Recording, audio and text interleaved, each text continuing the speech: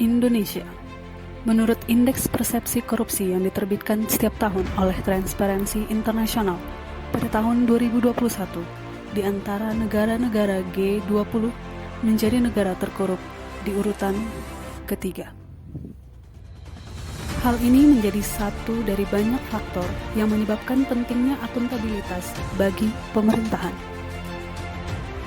Akuntabilitas merupakan salah satu garda terdepan menuju good governance, yakni bagaimana pemerintah mampu untuk mempertanggungjawabkan penggunaan anggaran negara untuk sebaik-baiknya pelayanan publik. Akuntabilitas adalah kewajiban ASN untuk melaporkan apa yang telah dikerjakannya, atau dengan kata lain, merupakan pertanggungjawaban ASN atas seluruh kepercayaan yang telah diberikan. Akuntabilitas publik berfungsi untuk menyediakan kontrol demokratis, mencegah korupsi dan penyalahgunaan kekuasaan, serta meningkatkan efisiensi dan efektivitas.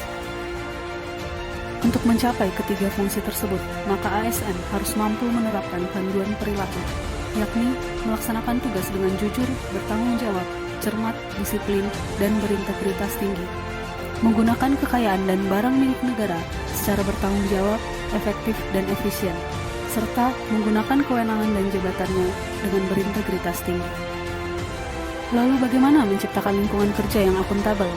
Dalam lingkup organisasi termasuk lingkungan kerja ASN, beberapa langkah yang dapat dilakukan adalah menentukan tujuan dan tanggung jawab, merencanakan apa yang dilakukan untuk mencapai tujuan, melakukan implementasi dan monitoring kemajuan, memberikan laporan secara lengkap, serta memberikan evaluasi, masukan, dan perbaikan.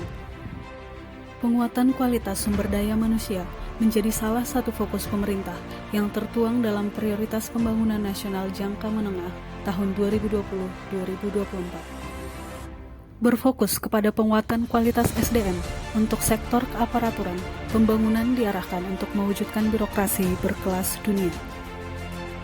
Selain itu, adanya tantangan lingkungan strategis seperti dunia VUCA dan disrupsi teknologi secara terus-menerus harus diselaraskan dengan pengembangan kapabilitas untuk mencapai ASN yang berkompeten, baik secara teknis, manajerial, maupun sosial kultural. Kompeten berarti ASN memiliki kemauan untuk terus belajar dan meningkatkan kapabilitas dengan panduan perilaku, meningkatkan kompetensi diri untuk menjawab tantangan yang selalu berubah, membantu orang lain belajar, serta melaksanakan tugas dengan kualitas terbaik. Oleh karenanya, konsep belajar, learn, unlearn, dan relearn dapat menjadi salah satu cara ASN untuk tetap mengembangkan kompetensinya.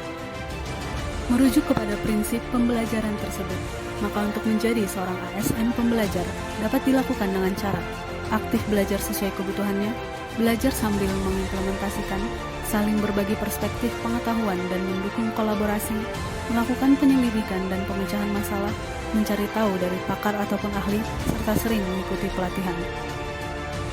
Sebagai ASN PUPR, saya berkomitmen untuk bertanggung jawab atas seluruh kepercayaan yang telah diberikan, serta memiliki kemauan untuk terus belajar dan mengembangkan kapabilitas.